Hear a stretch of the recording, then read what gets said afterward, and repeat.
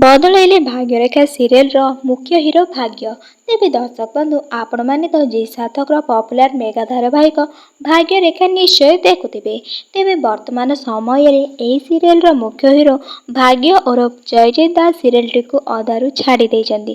ତେବେ ଜୟଜିତଙ୍କ ଅଚାନକ ସିରିଏଲ୍ ଛାଡ଼ିବାର ପ୍ରକୃତ କାରଣ କ'ଣ ରହିଛି ଏବଂ ତାଙ୍କ ସ୍ଥାନରେ ନୂଆ ଭାଗ୍ୟ ଚରିତ୍ରରେ କିଏ ନଜର ଆସିବାକୁ ଯାଉଛନ୍ତି ଜାଣିବାକୁ ଚାହୁଁଥିଲେ ଆମର ଏ ଭିଡ଼ିଓଟିକୁ ଲାଷ୍ଟ ପର୍ଯ୍ୟନ୍ତ ନିଶ୍ଚୟ ଦେଖନ୍ତୁ। ଭିଡ଼ିଓରେ ଆଗକୁ ଯିବା ଆଗରୁ ଯଦି ଆପଣମାନେ ଏପର୍ଯ୍ୟନ୍ତ ଆମ ଚ୍ୟାନେଲକୁ ସବସ୍କ୍ରାଇବ୍ କରିନାହାନ୍ତି ତେବେ ଏବେ ହିଁ ସବସ୍କ୍ରାଇବ୍ କରି ପାଖରେ ଥିବା ବେଲ୍ ଆଇକନକୁ ପ୍ରେସ୍ କରନ୍ତୁ। ତେବେ ଦର୍ଶକ ବନ୍ଧୁ ଜି ସାର୍ଥକର ଲୋକପ୍ରିୟ ସିରିଏଲ୍ ହେଉଛି ଭାଗ୍ୟରେଖା ସିରିଏଲ୍, ଯେଉଁଥିରେ ମୁଖ୍ୟ ହିରୋ ଭାଗ୍ୟ ଚରିତ୍ରରେ ନଜର ଆସୁଥିଲେ ଜୟଜିତ ଦାସ ଏବଂ ମୁଖ୍ୟ ହିରୋଇନ୍ ରେଖା ଚରିତ୍ରରେ ସୁମନ ପଟ୍ଟନାୟକ। ତେବେ ଜୟଜିତ ଏବଂ ସୁମନଙ୍କ ଯୋଡ଼ିକୁ ମଧ୍ୟ ଦର୍ଶକମାନେ ବେଶ୍ ପସନ୍ଦ କରୁଥିଲେ ଏବଂ ଏହାରି ମଧ୍ୟରେ ସିରିଏଲ୍ଟିକୁ ଅଧାରୁ ଛାଡ଼ି ଦେଇଛନ୍ତି ଏହାର ମୁଖ୍ୟ ହିରୋ ଜୟଜିତ। ତେବେ ଜୟଜିତ ତାଙ୍କର ଆଗାମୀ ପ୍ରୋଜେକ୍ଟ ପାଇଁ ଏହି ସିରିଏଲ୍ଟିକୁ ଅଧାରୁ ଛାଡ଼ି ଦେଇଛନ୍ତି ବୋଲି ଶୁଣିବାକୁ ମିଳୁଛି। ଅନ୍ୟପକ୍ଷରେ ଜୟଜିତଙ୍କ କ୍ୟାରେକ୍ଟର ଅର୍ଥାତ୍ ନୂଆ ଭାଗ୍ୟ ଚରିତ୍ରରେ ସିରିଏଲ୍ରେ ଏଣ୍ଟ୍ରି କରିବାକୁ ଯାଉଛନ୍ତି ଲୋକପ୍ରିୟ ଅଭିନେତା ସାଫ୍ଲିନ ମିଶ୍ର।